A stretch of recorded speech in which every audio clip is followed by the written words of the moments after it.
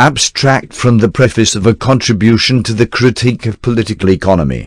The first work which I undertook to dispel the doubts assailing me was a critical re-examination of the Hegelian philosophy of law. The introduction to this work being published in the Deutsche Französische Jahrbuch issued in Paris in 1844. My inquiry led me to the conclusion that neither legal relations nor political forms could be comprehended whether by themselves or on the basis of a so-called general development of the human mind, but that on the contrary they originate in the material conditions of life, the totality of which Hegel, following the example of English and French thinkers of the 18th century, embraces within the term civil society. That the anatomy of this civil society, however, has to be sought in political economy.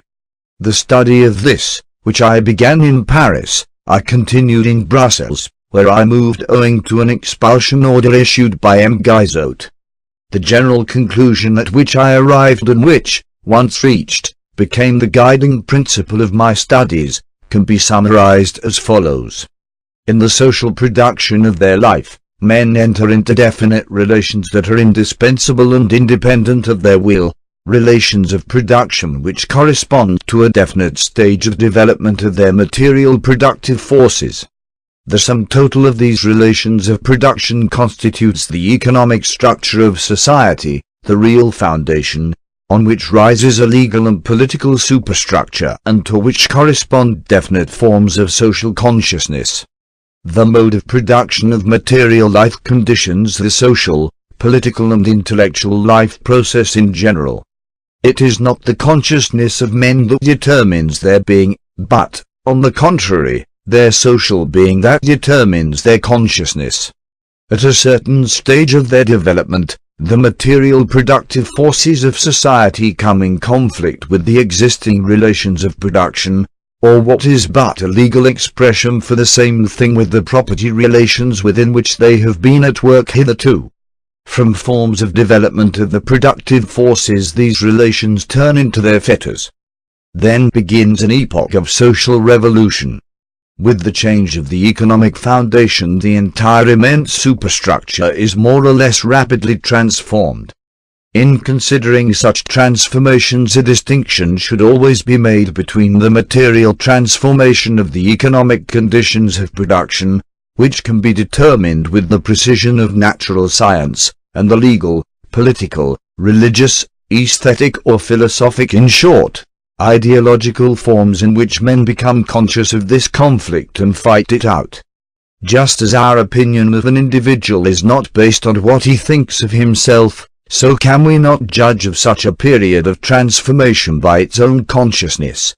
On the contrary, this consciousness must be explained rather from the contradictions of material life, from the existing conflict between the social productive forces and the relations of production. No social order ever perishes before all the productive forces for which there is room in it have developed. And new, higher relations of production never appear before the material conditions of their existence have matured in the womb of the old society itself. Therefore mankind always sets itself only such tasks as it can solve, since, looking at the matter more closely, it will always be found that the task itself arises only when the material conditions of its solution already exist or are at least in the process of formation. In broad outlines Asiatica, ancient, feudal, and modern bourgeois modes of production can be designated as progressive epochs in the economic formation of society. The bourgeois relations of production are the last antagonistic form of the social process of production, antagonistic not in the sense of individual antagonisms, but of one arising from the social conditions of life of the individuals. At the same time the productive forces developing in the womb of bourgeois society create the material conditions for the solution of that antagonism. This social formation brings, therefore, the prehistory of society to a close. Friedrich Engels, with whom I maintained a constant exchange of ideas by correspondence since the publication of his brilliant essay on the critique of economic categories printed in the Deutsche Französische Jahrbuch arrived by another road. Compare his log dear RB attendant class in England at the same result as I, and when in the spring of 1845 he too came to live in Brussels, we decided to set forth together our conception as opposed to the ideological one of German philosophy, in fact, to settle accounts with our former philosophical conscience. The intention was carried out in the form of a critique of post-Hegelian philosophy. The manuscript The German Ideology, 2 large octavo volumes, had long ago reached the publishers in Westphalia when we were informed that owing to changed circumstances it could not be printed. We abandoned the manuscript to the gnawing criticism of the mice all the more willingly since we had achieved our main purpose, self-clarification. Thanks for watching, comrade. Don't forget to like, comment, and subscribe to support the proletariat who makes these videos.